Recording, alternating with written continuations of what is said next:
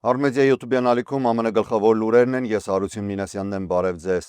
Շնորհակալություն իհարկե նախապես բոլոր նրանց, ովքեր որ հավանում են նյութերը բաժանորդագրվում ալիքին, այսպիսով նաև հնարավորություն տալով մեզ ավելի լայն տարածում ունենալ։ Մերձավոր Արևելքում ռազմական բախումները շարունակում են արագորեն ընդլայնվել, ընդգրկելով արդեն ավելի մեծ թվով երկրներ եւ ուժեր։ Միացյալ Նահանգների եւ Իսրայելի բանակը լայնածավալ օդային հարվածներ է հասցրել Իրանի մայրաքաղաք Թեհրանում գտնվող մի շարք ռազմական օբյեկտների։ Ըստ իսրայելական կողմի հարվածների հիմնական թիրախները եղել են Իրանի Իսլամական հեղափոխական կորպուսի հրամանատարական կենտրոնները, հետախուզական կառույցները եւ ռազմական ենթակառուցվածքները։ Իսրայելի պաշտպանության բանակի տվյալներով հարվածներին մասնակցել են ավելի քան 100 մարտական ինքնաթիռներ, որոնք մի քանի ժամվա ընթացքում բազմաթիվ ավիառումբեր են նետել ռազմական համալիրների վրա։ Միևնույն ժամանակ հակամարտությանը միացել է նաև Իրանի հիմնական տարածաշրջանային դաշնակիցներից մեկը՝ Լիբանանում գործող Հեզբոլլահ զինված խմբավորումը։ Կազմակերպությունը շարունակաբար հրթիռներ եւ անօթոչու սարքեր է ուղարկում Իսրայելի հյուսիսային շրջանների ուղղությամբ, իսկ իսրայելական բանակը պատասխան հարվածներ է հասցնում Լիբանանի հարավային տարածքներին։ Լիբանանում զոհվել է ավելի քան 70 մարդ։ Իրանն իր հերթին շարունակում է հրթիռային եւ դրոնային հարվածները ոչ միայն Իսրայելի ուղղությամբ, այլ նաեւ Պարսից ծոցի տարածաշրջանում գտնվող ամերիկյան ռազմական օբյեկտների դեմ։ Մի շարք հրթիռներ արձակվել են նաեւ դեպի ԱՄՆ դաշնակիցների տարածքներ։ Տարածաշրջանային լարվածությունը հասել է այն աստիճանի, որ միջադեպ է գրանցվել նաեւ Թուրքիայի ուղղությամբ։ Թուրքիայի իշխանությունները հայտարարել են, որ ՆԱՏՕ-ի հակաօդային պաշտպանության համակարգերը խոցել են իրանական բալիստիկ հրթիռը, որը շարժվում էր Թուրքիայի օդային տարածքի ուղղությամբ։ Թուրքիայի նախագահ Ռեջեփ Թայիփ Էրդողանը հայտարարել է, որ Անկարան արդեն պաշտոնապես բողոք է ներկայացրել Թեհրանին եւ զգուշացրել, որ նման միջադեպերի կրկնությունը կարող է լուրջ հետևանքներ ունենալ տարածաշրջանի անվտանգության համար։ Փորձագետները նշում են, որ հակամարտության այսպիսի արագ ընդլայնումը մեծացնում է լայնածավալ տարածաշրջանային պատերազմի վտանգը, քանի որ արդեն ներգրաված է միաժամանակ մի քանի ուժեր։ Միացյալ Նահանգների նախագահ Դոնալդ Թրամփը Սպիտակ տանը հանդես է եկել հայտարարությամբ անդրադառնալով Մերձավոր Արևելքում ընթացող ռազմական գործողություններին եւ Միացյալ Նահանգների տնտեսության վիճակին։ Նրա խոսքով պատերազմական գործողությունների ընթացքում Միացյալ Նահանգները եւ իր դաշնակիցները հասել են զգալի արդյունքների։ Եթե այս պատերազմը գնահատենք 10 բալանոց համակարգով, ապա ես այն կգնահատեմ մոտ 15, հայտարարել է Թրամփը, ընդգծելով, որ Միացյալ Նահանգներն ունի աշխարհի ամենահզոր բանակը։ Թրամփը նաեւ նշել է, որ Իրանը տարիներ շարունակ սպառնալիք է ներկայացրել Միացյալ Նահանգների եւ նրա դաշնակիցների համար, եւ ըստ նրա ռազմական գործողությունները կանխել են ավելի վտանգավոր զարգացումները։ Նա նաև հիշեցրել է իր նախագահական ժամկետների ընթացքում ընդունված որոշումները, ընդգծելով հատկապես իրանական միջուկային ծրագրի դեմ իրականացված հարվածները եւ Միացյալ Նահանգների դուրս գալը Օբամայի միջուկային համաձայնագրից։ Նախագահը ներկայացրել է նաև էներգետիկ նոր նախաձեռնություն, որը վերաբերում է Միացյալ Նահանգներում էլեկտրաէներգիայի գների նվազեցմանը։ Թրամփի խոսքով ամերիկյան խոշոր տեխնոլոգիական ընկերությունները համաձայնագիր են ստորագրել, ըստ որի AI տվյալների կենտրոնների համար անհրաժեշտ էլեկտրաէներգիայի արտադրության ծախսերը իրենք են ծածկելու։ Նա նշել է, որ այդ քայլը կօգնի պահպանել կամ նույնիսկ նվազեցնել էլեկտրաէներգիայի գները ամերիկացի սպառողների համար։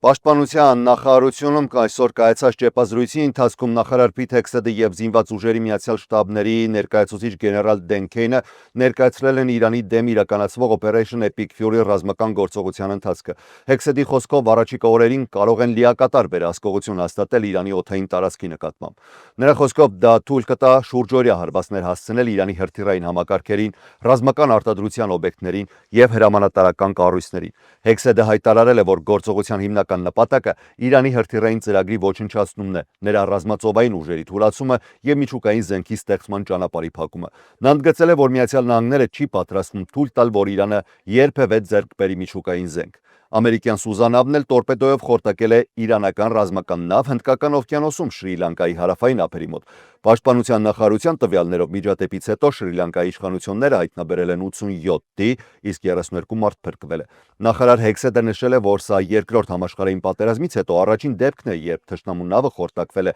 հենց տորպեդոյի միջոցով։ Գեներալ Դենքենը ներկայացրել է ռազմական գործողությունների ընթացքի վերաբերյալ ավելի մանրամասն տվյալներ։ Նրա խոսքով գործողության առաջին 4 օրերի ընթացքում ամերիկյան եւ դաշնակից ուժերը հարվածել են ավելի քան 2000 իրանական ռազմական թիրախների։ Նրա խոսքով ոչնչացվել են նաեւ Իրանի ռազմածովային ուժերի բազմաթիվ նավեր, այդ թվում Սուզանավ։ Գեներալը հայտնել է նաև, որ Իրանի բալիստիկ հրթիռների արձակումները զգալիորեն նվազել են։ Նրան ներկայացրած տվյալներով պատերազմի առաջին օրվա համեմատ հրթիռների արձակման թիվը նվազել է մոտ 86%-ով, իսկ հարվածային դրոնների կիրառումը մոտ 73%-ով։ Նախարար Հեքսեդը նաև նշել է, որ տարածաշրջանի մի շարք երկրներ՝ Հորդանանը, Բահրեյնը, Սաուդյան Արաբիան, Արաբական Միացյալ Էմիրությունները եւ Քաթարը մասնակցում են պաշտպանական գործողություններին ու խոցում իրենց ուղղությամբ արձակված իրանական հրթիռներն ու անօդաչու սարքերը։ Պաշտպանության նախարարի խոսքով պատերազմը դեռևս սկզբնական փուլում է, սակայն Միացյալ Նահանգները պատրաստ է շարունակել գործողությունները այնքան ժամանակ, որքան անհրաժեշտ կլինի մինչև Իրանի ռազմական կարողությունները լիովին չեզոքացվեն։ Սպիտակ տանը ավելի վաղ կայացել է մամուլի քարտուղար Քերոլայն Լևիտի ասուլիսը, որտեղ ըստ էության վերահաստատվել է այն, ինչ պաշտոնյաները եւ նախագահ Դոնալդ Թրամփը հայտարարել են, բայց նաև անդրադարձ է եղել մի քանի կարևոր թեմաների։ Լևիտը նշել է, որ միայն վերջին մեկ օրում տարածաշրջանից դուրս է բերվել ավելի քան 8500 ԱՄՆ քաղաքացի։ Վաշինգտոնը նաև կազմակերպում է հատուկ չարտերային եւ առևտրային չվերթներ քաղաքացիներին անվտանգ տեղափոխելու համար։ Լևիտն ասել է, որ Միացյալ Նահանգների պետդեպարտամենտը դեռևս ամիսներ առաջ էր զգուշացրել տարածաշրջան մեկնելու վտանգների մասին եւ կոչ արել ամերիկացիներին խուսափել այդ երկրներ այցելելուց։ Սպիտական խոսնակը նաև անդրադարձել է նավթի գների աճին, նշելով, որ վարչակազմը աշխատում է շուկան կայուն պահելու ուղղությամբ։ Նրա խոսքով Միացյալ Նահանգները պատրաստ է անհրաժեշտության դեպքում ապահովել նավթատարների անվտանգ անցումը Հորմուզի նեղուցով, որը համաշխարհային նավթի մատակարարումների կարևոր ուղիներից է։ Լևիթը նաև նշել է, որ ներկայումս ԱՄՆ ցամաքային զորքերի ներգրավումը չի ընդգրկվում ռազմական գործողությունների շրջանակում, սակայն նախագահ Դոնալդ Թրամփը չի էլ պատրաստվում ամբողջությամբ բացառել որևէ ռազմական տարբերակ։ Միաժամանակ նա ընդգծել է, որ Վաշինգտոնը շարունակում է ակտիվ կապ պահպանել Մերձավոր Արևելքի գործընկերների հետ տարածաշրջանում անվտանգությունը պահպանելու եւ ամերիկացի քաղաքացիներին տուն վերադարձնելու համար։ Եվ փոքր մեջբերում պետդեպարտամենտից պաշտոնական հաղորդագրությունում նշվում է, որ պատերազմը սկսվելուց ի վեր ավելի քան 17500 ամերիկայի քաղաքացի վերադարձել է Միացյալ Նահանգներ կամ դուրս է եկել տարածաշրջանից անվտանգության նկատառումներով։ Ռազմական լարվածությունը մեծ ազդեցություն է ունեցել նաև ավիացիայի վրա։ Ավիացիոն վերլուծական ընկերությունների տվյալներով պատերազմը սկսվելուց հետո ավելի քան 20000 ավիաչվերթ է չեղարկվել կամ հետաձգվել, քանի որ բազմաթիվ երկրներ փակել են իրենց օդային տարածքը կամ սահմանափակել թռիչքները դարձյալ անվտանգության նկատառումներով։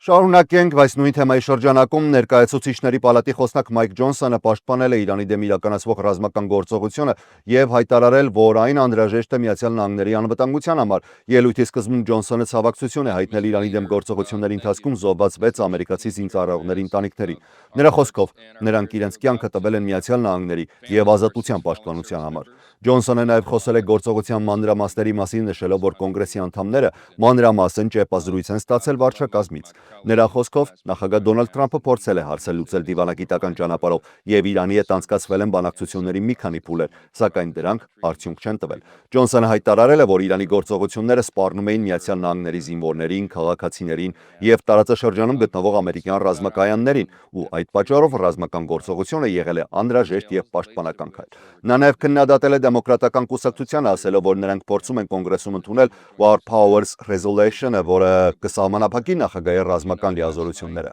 Ջոնսոնի խոսքով նման որոշում այս պահին կարող է թուլացնել Միացյալ Նահանգների դիրքերը եւ օգնել երկրի հակառակորդներին։ Ջոնսոնը նաև հիշեցրել է, որ վերջին տարիներին Միացյալ Նահանգների սահմանը բաց լինելու պատճառով հազարավոր օտարերկրյա քաղաքացիներ ապօրինի մուտք են գործել երկիր, այդ թվում իրանցիներ, որոնց մի մասը կարող է անվտանգության ռիսկ ներկայացնել։ Խոսնակն ասել է, որ Միացյալ Նահանգների առաջնային պարտականությունը պետք է լինի քաղաքացիների անվտանգությունը եւ ազգային անվտանգության պաշտպանությունը։